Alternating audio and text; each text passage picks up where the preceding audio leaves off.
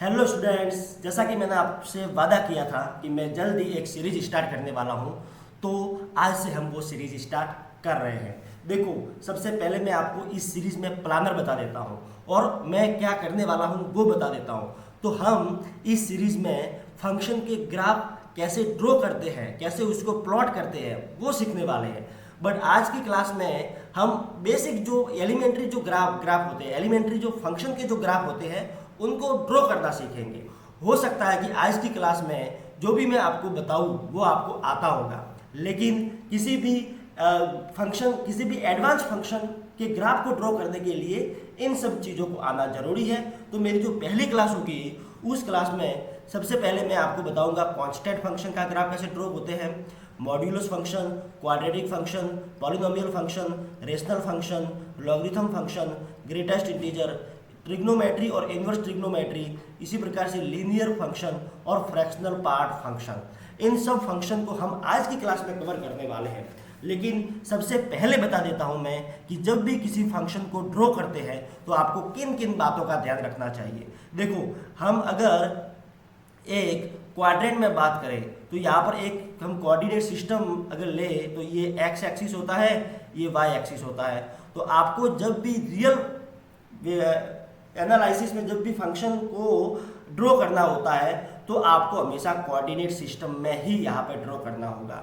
अब आपको ये ध्यान रखना कि जो ये एक्स एक्सिस होता है ना, ये हमेशा उस फंक्शन के डोमेन को बताता है। क्या बताता है? डोमेन को बताता है। और ये जो y एक्सिस होता है ना, ये y एक्सिस उसकी रेंज को बताता है। मतलब हम देखेंगे कि कोई ग्राफ x एक्सिस पर कितना फैला हुआ है, जितना x एक्सिस पर फैला हुआ होगा वो उसका डोमेन होगा, और जितना y एक्सिस पर फैला हुआ होगा वो उसका रेंज हो जाएगा। अब आप कहोगे कि सर डोमेन और रेंज का कॉन्सेप्ट क्यों समझा रहे हो? तो हम ग्राफ की हेल्प से डोमेन और रेंज ही नहीं, हम यहाँ पर वन फंक्शन के बारे में भी देख सकते हैं, हम यहाँ पर पीरियोडिक फंक्शन के बारे में भी देख सकते हैं, हम यहाँ पर मैक्सिमा मिनिमा के बारे में भी देख सकते हैं। अब की बार IIT जब 26 में तो डायरेक्टली इस मैक्सिमा मिनिमा पे क्वेश्चन बना था। अगर आपको फंक्शन का अगर ग्राफ ड्रॉ करना आता था तो आप 30 सेकेंड के अंदर अंदर वो क्वेश्चन सॉल्व कर सकते थे। तो मैक्सिमा मिनिमा कर सकते हैं, हम LUB और GLB यहाँ पर ये कॉन्सेप्ट कर सकते हैं। तो बहुत सारे कॉन्सेप्ट होते हैं जो हम ग्राफ की हेल्प से कर सकते हैं। चलो, अभी मैंने क्या बताया? डोमेन और रेंज के बारे में। अब इसको थोड़ा डिस्कस कर लेते हैं। मान लीजिए कोई फंक्शन है, वो इस प्रकार से आपको ड्रॉ किया हुआ मिल रहा है, जैसे कि यहाँ से आपको ऐसा और यहाँ से ऐसा और यहाँ से आपको ऐसा मिल रहा है। तो अब देखो, यहाँ पर ये फंक्शन जो होता है वो एक्स एक्सिस पर कितना फैला हुआ है। अब इस पॉइंट से इस साइड तो यहाँ पर फंक्शन है ही नहीं, और इस पॉइंट से इस साइड यहाँ फंक्शन है ही नहीं। तो फंक्शन कहाँ पर है? इस पॉइंट और इस पॉइंट के अंदर में यहाँ पर है। तो इसका डोमेन जो होगा वो ये होगा। मान लो ये x इक्वल टू -a है और ये x इक्वल टू a है, तो इसका डोमेन जो होगा वो क्लोज इंटरवल या ओपन इंटरवल -a से a के बीच में हो जाएगा। ठीक है। और मान ले कि अगर कोई फंक्शन y एक्सिस पर कितना फैला हो गया, मान ले अगर y एक्सिस पर वो इतना फैला हुआ है कि अगर यहाँ पे आपको ऐसा दिया हुआ है, ऐसा और ऐसा और ऐसा दिया हुआ है, तो और मान लो ये y इक्वल टू आपको यहाँ पे 1 दिया हुआ है। तो अब देखो y एक्सिस पर यहाँ से लेके यहाँ तक फैला हुआ है, तो ये इसकी रेंज हो जाएगी। अब यहाँ पर x एक्सिस को तो टच कर ही नहीं रहा है, मतलब यहाँ पर y0 जो है वो ओपन हो जाएगा, और 1 पे अगर टच कर रहा है तो इसकी रेंज ये हो जाएगी। तो वो हम धीरे धीरे जब ड्रॉ करेंगे तो आपको समझ में आएगा। तो अब ये जो कॉन्सेप्ट है ये तो आपको समझ में आ जाएगा, बट यहाँ पर मेन चीज़ है कि सर हम ये ग्राफ ड्रॉ करें कैसे, ये नहीं समझ में आ रहा। ये अगर समझ में आ जाता है, ये ड्रॉ कर पाते हैं, तब तो अपने लिए सारी चीज़ें आसान हो जाएगी। तो हम इस क्लास में यही डिस्कस करने वाले हैं। तो सबसे पहले हम कांस्टेंट फंक्शन के बारे में देख लेते हैं। तो कांस्टेंट फंक्शन सिंपल है, सभी को पता है कि अगर f of x equal to c दिया हुआ है, अगर c या तो पॉजिटिव होगा या c नेगेटिव होगा। अगर c पॉजिटिव है तो पॉजिटिव y एक्सिस पर यहाँ पर एक ग्राफ ड्रॉ करना पड़ेगा, जैसे कि x एक्सिस के पैरेलल ये y इक्वल टू 2 का ग्राफ हो जाएगा। और एक अगर y इक्वल टू -3 मतलब c नेगेटिव दिया हुआ है तो ये y इक्वल टू -3 पे यहाँ पे एक ग्राफ ड्रॉ हो जाएगा, मतलब x एक्सिस के पैरेलल।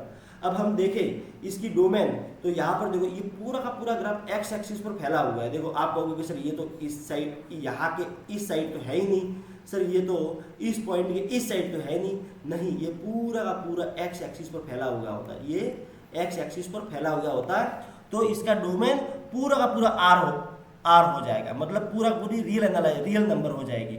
और कोडोमेन यहाँ पे क्या होगा, कोडोमेन कुछ भी हो सकता है, लेकिन रेंज के बारे में बात करें तो ये फंक्शन यहाँ पर y एक्सिस पर कितना फैला हुआ है, तो केवल y इक्वल टू 2 पर ही फैला हुआ है। तो इसकी रेंज जो होगी वो केवल 2 पॉइंट आ जाएगी, मतलब अगर c है तो c ही आ जाएगी। फिर ये फंक्शन स्ट्रिक्टली मोनोटोनिक नहीं है, ये फंक्शन यहाँ पे एक तरीके से आप कह सकते हैं कि मोनोटोनिक फंक्शन यहाँ पे है, लेकिन इंक्रीजिंग डिक्रीजिंग की बात नहीं करेंगे। ऐसे ही यहाँ पर भी फंक्शन होगा, डोमेन पूरा पूरा x हो जाएगा, को डोमेन यहाँ y इक्वल टू -3 हो जाएगा। तो कांस्टेंट फंक्शन तो आसान था, वो आपको पता ही होगा, लेकिन ये भी डिस्कस करना जरूरी था। अब जैसे कि आइडेंटिटी फंक्शन क्या होता है, आइडेंटिटी फंक्शन मतलब y इक्वल टू x। अब y इक्वल टू x मतलब y को 0 रखिए, फिर y इक्वल टू x, यहाँ पर f ऑफ x को हम y ले लेते हैं।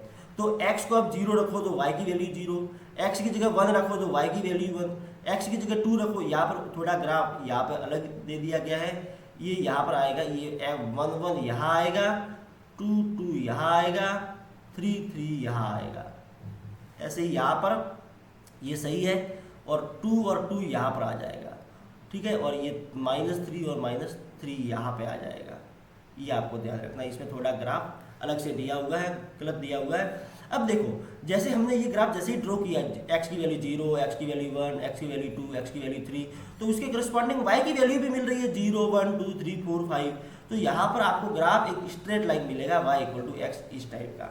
अब देखो ये x एक्सिस पर कितना फैला हुआ है, तो पूरा का पूरा ये x एक्सिस पर फैला हुआ है, और पूरा पूरा y एक्सिस पर भी फैला हुआ है। तो डोमेन इसका पूरा का पूरा रियल r हो जाएगा, और यहाँ पर रेंज होगी वो पूरी की पूरी ये भी रियल नंबर हो जाएगी। मोनोटोनिक फंक्शन है, ये अनबाउंडेड फंक्शन है, पीरियोडिक फंक्शन नहीं है, क्योंकि यहाँ पर आपको इस ग्राफ से ही दिख रहा है। अब यहाँ पर मैंने यहाँ पर ये सिमेट्रिसिटी की भी बात करी हुई है कि ये फंक्शन ऑड फंक्शन है। क्या फंक्शन ऑड फंक्शन है? क्योंकि ओरिजिन के अबाउट में सिमेट्रिक आ रहा है। जो फंक्शन जैसा फर्स्ट क्वाड्रेंट में होता है वैसा ही अगर थर्ड क्वाड्रेंट में हो जाए तो वो ऑड फंक्शन होता है, ये ध्यान रखना। फर्स्ट क्वाड्रेंट और थर्ड क्वाड्रेंट में अगर इक्वल होता है तो वो ऑड फंक्शन होता है, अगर फर्स्ट और सेकंड में अगर इक्वल हो जाए तो वो इवन फंक्शन होता है, ये भी आप ध्यान रख सकते हो। अब जैसे कि लीनियर फंक्शन के बारे में, लीनियर फंक्शन मतलब यहाँ पर अगर function f of x equal to ax plus b type का है, जैसे मैं अगर कहूँ कि 2x प्लस 1 हो गया या फिर x प्लस 1 हो गया, तो अब इसको अगर ड्रॉ करना है, जैसे कि मान लो मैंने यहाँ लिया 2x प्लस 1, तो आपको कुछ नहीं करना है, x की जगह 0 रखो, x की जगह 1 रखो। जैसे ही x की जगह 0 रखोगे तो ये 0 बन जाएगा, y की वैल्यू 1 हो जाएगी, मतलब x की वैल्यू 0 तो y की वैल्यू 1, तो आपको ये ड्रॉ कर दिया। x की वैल्यू 1 तो y की वैल्यू 3, x की वैल्यू 1 तो y की वैल्यू यहाँ 3 मिल जाएगी, यहाँ पे ये यहाँ पे 3 आ जाएगा, ठीक है। तो आप जब ऐसे पॉइंट 2-3 पॉइंट पुट करोगे ना तो आपको अंदाजा लग जाएगा कि ये फंक्शन किस प्रकार से प्लॉट हो रहा है। तो ये जो फंक्शन होगा इसका ग्राफ इस प्रकार से आपको मिलेगा। अब ये भी एक y equal to X type का ही है, बस ये ओरिजिन से इस साइड शिफ्ट हो गया है, ओरिजिन से इस साइड शिफ्ट हो गया, बाकी पूरी की पूरी कहानी वही है। डोमेन क्या होगा, रेंज क्या होगा यहाँ पे, ठीक है, यहाँ पे बाउंडेड होगा या अनबाउंडेड होगा, मोनोटोनिक होगा या नहीं होगा, ये सारी की सारी कहानी वही आएगी। ऐसे ही यहाँ पर -2x प्लस 1 का आप ग्राफ भी देख सकते हो, और यहाँ पर अगर x - 2 दे रखा है तो उसका भी ग्राफ देख सकते हो। वैसे आपको अगर शॉर्ट में अगर मैं बताना चाहूँ कि x - 2 दे रखा है तो x की वैल्यू क्या रखे ताकि y की वैल्यू 0 हो जाए, तो x की वैल्यू 2 रखने पर y की वैल्यू 0 हो रही है। फिर y की वैल्यू 0 कब होगी, जब आप x की वैल्यू 2 रखोगे तो y की वैल्यू 0 हो रही है। अब सॉरी, x की वैल्यू 0 कब होगी, तो x की वैल्यू 0 रखने के लिए y को -2 रखना पड़ेगा, तो -2 रख दिया। अब इन पॉइंट को मिला दो, ये एक स्ट्रेट लाइन हो जाएगी। बस आपको 2 पॉइंट अगर आपने देख लिए तो आप यहाँ से पूरा पूरा ग्राफ बना सकते हो। तो ये हो गया आपका लीनियर फंक्शन। अब इसके आगे हम पावर फंक्शन देखते हैं। देखो कई बार आपने देखा होगा फंक्शन को x की पावर n में, मतलब अगर x है तो हमने देख लिया, x² है तो कैसा होगा, x³ है तो कैसा होगा, x4 है तो कैसा होगा, x पावर 5 है तो कैसा होगा, x की पावर 6 है तो कैसा होगा। तो अगर हम इन जनरल देखें तो यहाँ पर इसका तो हमने देख लिया है, इसको तो अब छेड़ना ही नहीं है। अब हम यहाँ पर देखें एक्स स्क्वायर एक्स की पावर 4 जो इवन पावर वाली है उन सब का ग्राफ सिमिलर होता है, उन सब का ग्राफ सिमिलर होता है। जैसे आपको पता है कि एक्स स्क्वायर का ग्राफ क्या होता है, तो एक्स स्क्वायर ग्राफ एक पैराबोला टाइप का होता है, तो इस प्रकार से ये एक्स स्क्वायर का ग्राफ आता है। अब कैसे आता है, वही 0 पर 0, 1 पर 1 और -1 पर 1, तो यहाँ पर आपको ऐसा मिल जाएगा।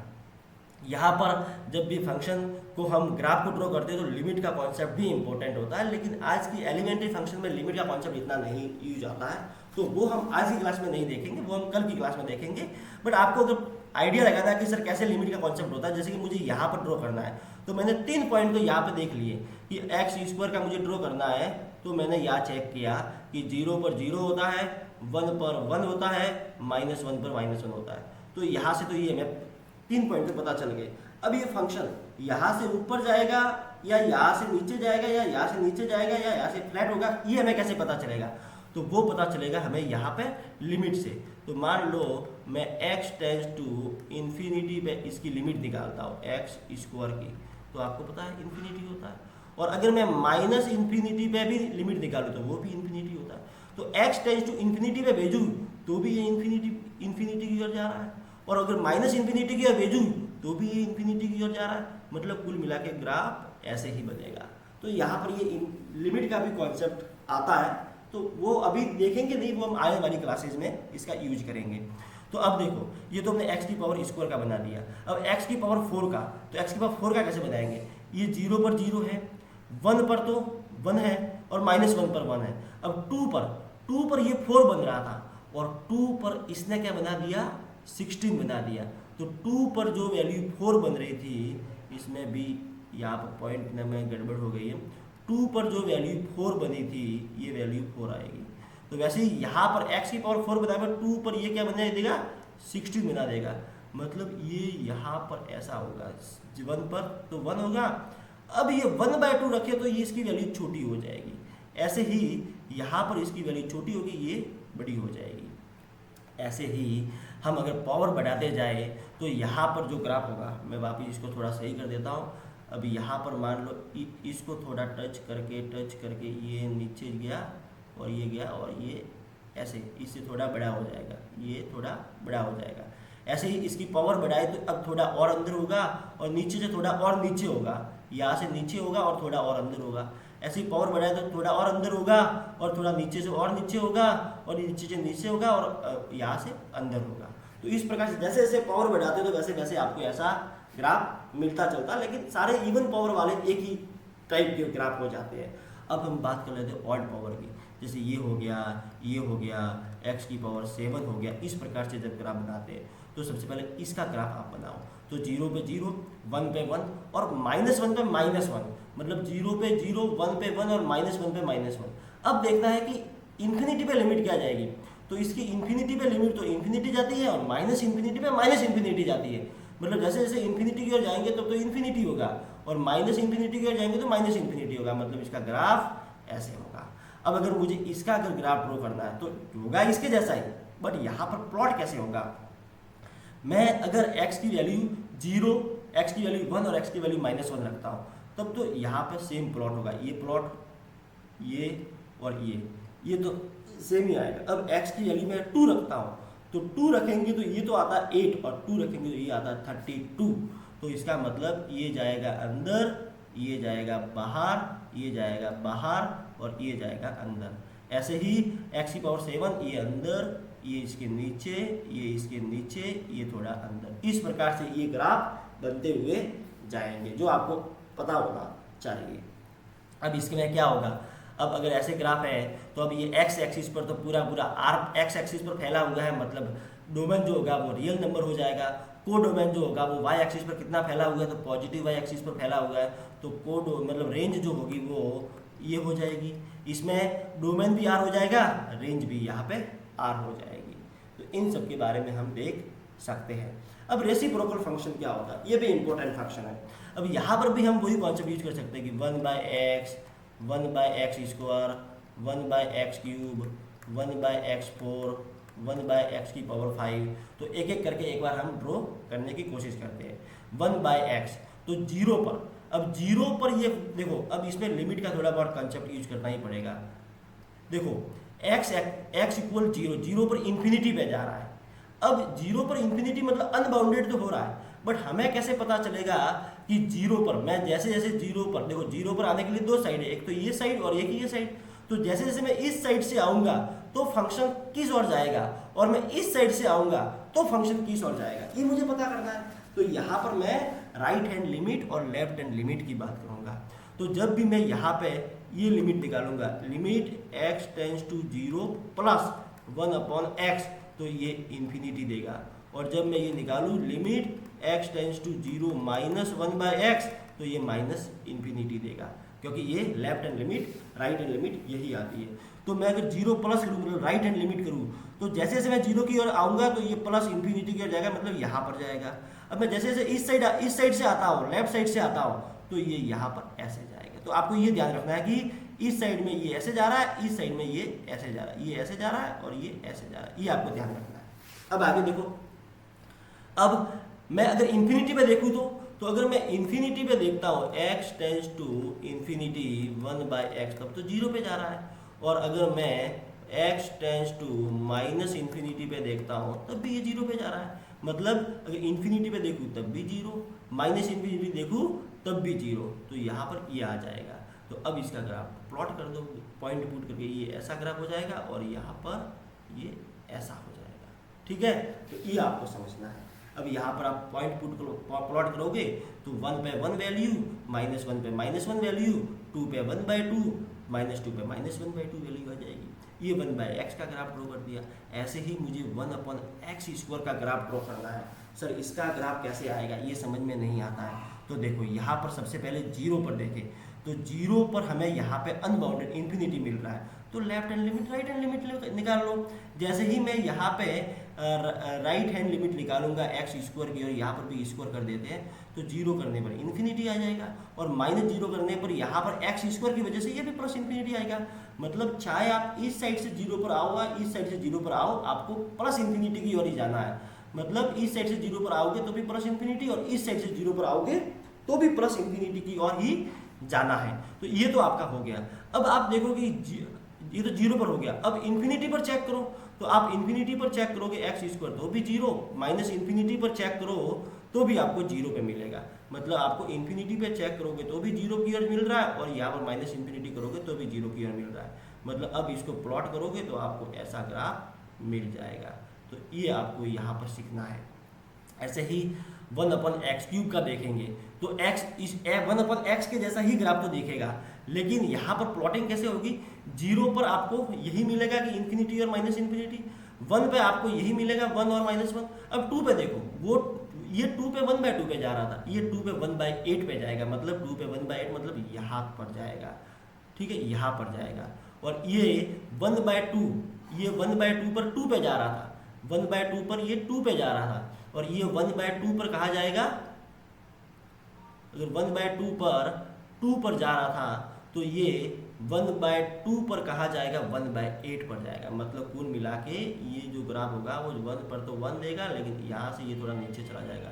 अब जैसे जैसे पावर बढ़ाएंगे तो ये इससे बाहर, इससे अंदर, इससे बाहर, इससे अंदर, जैसे जैसे पावर बढ़ाएंगे तो आपको ऐसा मिलेगा। तो इस प्रकार से ये प्लॉटिंग होती है। ये कब के लिए है, जब हम ऑड के लिए देखते हैं 1/x, 1/x³, 1/x⁵। ऐसे ही हम इवन के लिए देखते हैं कि 1/x², 1/x⁴, तो उसके लिए भी यहाँ पर आप ड्रॉ कर सकते हैं। ये आप कोशिश करना, ये आपका एक तरीके से होमवर्क हो जाएगा। ये आप कोशिश करना कि इसके ग्राफ कैसे दिखते हैं। फिर हम रूट फंक्शन की बात कर लेते हैं। जैसे यहाँ पर अगर बात करें √x की, √x की बात करते हैं, तो √x में देखो आपको जब भी यहाँ पर √ डिफाइन करना है तो x को हमेशा 0 और 0 से बड़ा लेना पड़ेगा। मतलब आप यहाँ पर जब भी ग्राफ ड्रॉ करोगे तो आपको x को यहाँ से इस साइड में ही लेना पड़ेगा। मतलब डोमेन आपका ये हो जाएगा, क्योंकि नेगेटिव x साइड में तो ये फंक्शन डिफाइन ही नहीं है। अब 0 पर 0 है, फिर आप देखोगे तो इन्फिनिटी पर, जैसे जैसे इन्फिनिटी की ओर जाओगे तो आपको इन्फिनिटी पर दिखाई देगा। तो आपको कुल मिला के फंक्शन जो होगा वो इस प्रकार से मिलने वाला है, इस प्रकार से मिलने वाला है। और आप देखोगे तो माइनस इन्फिनिटी पर डिफाइन ही नहीं है, तो इन्फिनिटी भी बात करनी पड़ेगी। अब फिर 1 2 3 4 5 जैसे जैसे पॉइंट पुट करोगे तो आपको ग्राफ ऐसे दिख जाएगा, जो आपको दिख रहा होगा कि पीरियोडिक नहीं है। यहाँ पर जो रेंज होती है वो भी यहाँ पर बाय पॉजिटिव होती है, मतलब 0 से इन्फिनिटी तक होती है। फिर यहाँ पर ये मोनोटोनिक इंक्रीजिंग फंक्शन है, तो आप यहाँ से बहुत सारी चीज़ें निकाल सकते हो। ऐसे ही अगर आपको यहाँ पर x की पावर 1/3 दिया हुआ हो, x की पावर 1/3 दिया हुआ हो, तो आप इसका भी ग्राफ निकाल सकते हो प्लॉटिंग करके। 0 पर 0, फिर 1 पे क्या होगा, यहाँ पे 1 पे आप देखोगे तो इसकी वैल्यू 1 हो जाएगी, और -1 पे देखोगे तो क्या हो जाएगा, -1 पे इसकी वैल्यू -1 हो जाएगी रियल में।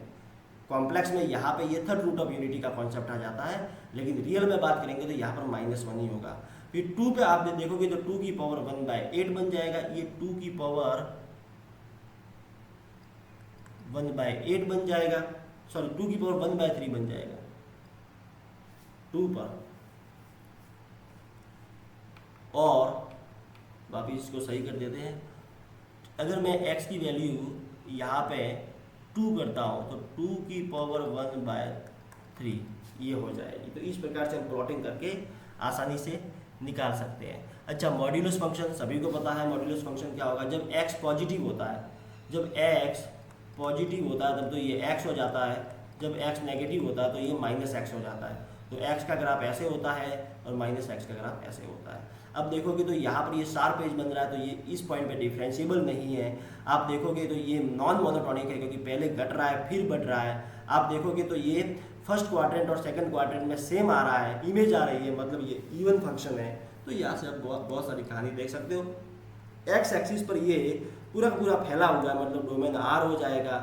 वाई एक्सिस पर केवल ये ऊपर की ओर फैला हुआ है, मतलब रेंज जो होगी वो ये आ जाएगी। तो आप यहाँ से बहुत सारी कहानी देख सकते हो। मैंने यहाँ पे बहुत सारी प्रॉपर्टीज भी दे दी है आपको, वो भी आप देख सकते हो। एक होता है सिग्नम फंक्शन। अब सिग्नम फंक्शन क्या होता है, तो सिग्नम फंक्शन ये होता है कि जब x की वैल्यू पॉजिटिव होती है तब तो 1, x की वैल्यू नेगेटिव होती है तो -1, और x की वैल्यू 0 हो जाए तो 0। ये एक तरीके से फंक्शन mod x/x ही है, और कुछ नहीं है। सिग्नम फंक्शन यही होता है। अब x की वैल्यू पॉजिटिव रखोगे तो ये x बन के 1 हो जाएगा, नेगेटिव रखोगे तो ये -x बन के -1 हो जाएगा, और 0 रखोगे तो आपको ये 0 मिलेगा। इसका जो प्लॉट होता है, इसका जो ग्राफ होता है वो इस प्रकार से होता है कि जब x पॉजिटिव है तब तो 1, x नेगेटिव है तो -1, और x 0 पर 0 हो जाता है। एक तरीके से पूरे R पे फैला हुआ है, x एक्सिस पे फैला हुआ है, मतलब डोमेन पूरा R हो जाएगा। और यहाँ पर रेंज बात करें तो आपको यहाँ पे एक तो -1 पे फैला हुआ मिल रहा है, एक 0 पे मिल रहा है, एक 1 पे मिल रहा है। तो यहाँ पर रेंज में केवल 3 ही एलिमेंट आते हैं। अब देखोगे तो रेंज यहाँ पे डिसकनेक्टेड आती है, बट यहाँ पर और भी आप कहानी देख सकते हो। जैसे कि यहाँ पर देखो फर्स्ट क्वाड्रेंट थर्ड क्वाड्रेंट में इक्वल है, मतलब ये एक तरीके से ऑड फंक्शन है, ठीक है, ये ऑड फंक्शन हो जाएगा। ग्रेटेस्ट इंटीजर फंक्शन, देखो ग्रेटेस्ट इंटीजर फंक्शन का सबसे पहले मतलब क्या होता है। हम अगर रियल लाइन में अगर देखते हैं तो ये वैल्यू 0 आती है, ये वैल्यू 1 आती है, ये वैल्यू 2 आती है, ये वैल्यू -1 आती है, ये वैल्यू -2 आती है। मैं जो ग्रेटेस्ट इंटीजर का मतलब होता है, हमें वो एक इंटीजर लेना है जो सबसे बड़ा हो और उस पॉइंट से छोटा हो। मतलब इस x का ग्रेटेस्ट इंटीजर लेना है, मतलब उस x से तो बड़ा हो लेकिन बाकी से सबसे छोटा हो, ऐसा इंटीजर कौन सा होगा। तो मान लो मैं अगर 0 की बात करता हूँ तो 0 का ग्रेटेस्ट इंटीजर तो 0 ही होगा, क्योंकि इससे बड़ा और बराबर तो यही होगा। 1 का ग्रेटेस्ट इंटीजर 1 होगा, 2 का ग्रेटेस्ट इंटीजर 2 होगा। मतलब हर इंटीजर का, अगर मैं हर इंटीजर का अगर ग्रेटेस्ट इंटीजर निकालूं तब तो वो इंटीजर ही होगा।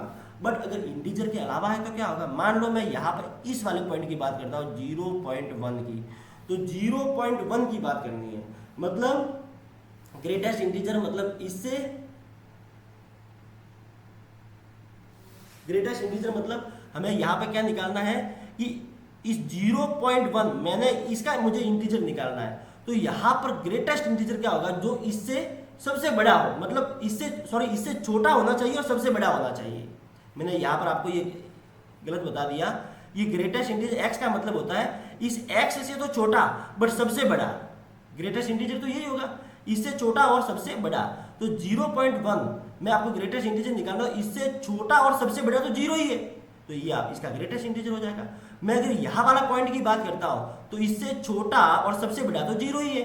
मैं यहाँ वाले पॉइंट की बात करता हूँ तो इससे छोटा और सबसे बड़ा तो 0 ही है। अगर मैं 1 से बड़े की बात करता हूँ तो इससे छोटा और सबसे बड़ा अब ये 1 हो जाएगा। जैसे कि मैं 1.2 की बात करता हूँ तो इससे छोटा और सबसे बड़ा तो 1 हो जाएगा, तो इसका 1 हो जाएगा। मैं 2 से थोड़ी ज़्यादा की बात करता हूँ तो इससे छोटा और सबसे बड़ा तो ये तो 2 हो जाएगा। ठीक है, तो यहाँ पर आप डायरेक्टली प्लॉट कर सकते हो कि जब 0 और 1 के बीच में होता है तब तो इसकी वैल्यू 0 हो जाती है, और हर इंटीजर पे 1 पे 1, 2 पे 2, 3 पे 3 हो जाती है। मैं जैसे ही 1 से थोड़ी बड़ी वैल्यू लेता हूँ, 2 से छोटी वैल्यू लेता हूँ तो वो 1 दे देगा। 2 से बड़ी और 3 से छोटी लूंगा तो वो 2 दे देगा। 3 से बड़ी और 4 से छोटी लूंगा तो वो 3 दे देगा। ठीक है, मतलब ये 2 दे देगा, ये 3 दे देगा। इस प्रकार से आप प्लॉटिंग इसकी कर सकते हो। अब यहाँ पर ये डिसकंटीन्यूअस फंक्शन आता है, नॉन डिफरेंशिएबल फंक्शन आता है। इस प्रकार से आप देख सकते हो। आप फर्स्ट और थर्ड में आप बराबर इक्वली देख रहे हो, तो यहाँ पर ये ऑड फंक्शन आ रहा है। इस प्रकार से आप इसको कर सकते हो। फ्रैक्शनल पार्ट का जो ग्राफ होता है वो आप कैसे कर सकते हो, यहाँ पर ये ओपन होता है इस 0 पे, तो ये जो होता है वो greatest integer x minus x होता है। Greatest integer x minus x होता है, सॉरी ये x minus greatest integer x होता है। अब इसको आप भी आसानी से प्लॉट कर सकते हो। जैसे आपको ये पता है, जैसे कि आपको ये पता करना है कि 1.2 का फ्रैक्शनल पार्ट क्या होगा, तो 1.2 में से इस 1.2 का ग्रेटेस्ट इंटीजर 1 होता है, तो ये होगा 0.2। आप देखोगे तो 2.2 का फ्रैक्शनल पार्ट क्या होगा, तो 2.2 में से 2 घटाओगे तो 0.2। फिर आप देखोगे 3.2 का फ्रैक्शनल पार्ट क्या होगा, तो 3.2 में से 3 घटाओगे, क्यों, क्योंकि ये ग्रेटेस्ट इंटीजर होता है, तो 0.2। तो सबकी वैल्यू 0.2 आती है। मतलब मैं 1.2, 2.2, 3.2 वैल्यू रखता हूँ तो 0.2 ही वैल्यू आती है। तो मैं यहाँ पे 1.2 तो भी ये वैल्यू, फिर ये वैल्यू तो ये भी वही वैल्यू, मतलब सब की वैल्यू यहाँ पे इक्वल आती है। तो आप यहाँ पर देख सकते हो कि 0 से 1 के बीच में आपको ये वाला ग्राफ मिलेगा, जहाँ पर 1 पे वैल्यू 0 हो जाती है। जैसे ही आप यहाँ पर इंटीजर का फ्रैक्शनल पार्ट निकालोगे तो 1 माइनस ग्रेटेस्ट इंटीजर 1, तो 1 माइनस 1 इक्वल टू 0, मतलब इंटीजर का फ्रैक्शनल पार्ट 0 होता है। तो हर इंटीजर का फ्रैक्शनल पार्ट यहाँ पे 0 हो जाएगा, और इसका प्लॉट ऐसे आप करते हैं। इसके अलावा एक्सपोनेंशियल फंक्शन है, तो एक्सपोनेंशियल फंक्शन का जो ग्राफ होता है वो डिपेंड करता है कि यहाँ पर ए क्या दिया हुआ है, ए पॉजिटिव दिया हुआ है या ए नेगेटिव दिया हुआ, मतलब सॉरी, ए अगर यहाँ पे 1 से ज़्यादा दिया हुआ है, ए 1 से ज़्यादा दिया हुआ है या 1 से कम दिया हुआ है, इस बात पे डिपेंड करता है। जैसे हम अगर ए की जगह अगर ई लेते हैं तो ई जो होता है वो 1 से ज़्यादा होता है, तो यहाँ पे अलग ग्राफ ड्रॉ होगा। और आपको अगर ए की वैल्यू अगर 1 से छोटी दे रखी है तो इसका ग्राफ वापस अलग ड्रॉ होगा। तो जब अगर ए की वैल्यू 1 से बड़ी दे रखी है तब तो उसका ग्राफ ऐसे आता है, ये स्टिकली इंक्रीजिंग ग्राफ आता है। और जब ए की वैल्यू 1 से छोटी दे रखी है तो यहाँ पर स्टिकली डिक्रीजिंग ग्राफ आता है। तो ये भी आप कर सकते हो। ट्रिग्नोमेट्री का बहुत अच्छा कॉन्सेप्ट है। आप अगर साइन एक्स का अगर ग्राफ देखोगे तो यहाँ पर 0 पे 0, पाई पे 0, 2 पाई पे 0, इस प्रकार से यहाँ पे ग्राफ होता है। आप कॉस एक्स का देखोगे तो 0 पे 1, फिर यहाँ पाई बाई 2 पे 0, फिर यहाँ पर ये 2 पाई पे, यहाँ पे ये पाई पे वैल्यू -1 हो जाती है। इस प्रकार से यहाँ पे ये इसका ग्राफ होता है। ऐसे ही आप tan x का देखोगे तो यहाँ पर ये ग्राफ ऐसे होता है, इस प्रकार से पाई बाई 2 और माइनस पाई बाई 2 पे ये अनबाउंडेड हो जाता है। अब इसके अलावा cot x का दिया हुआ, sec x का दिया हुआ, cos x का दिया हुआ, ये सारे की सारी कहानी देख सकते हो।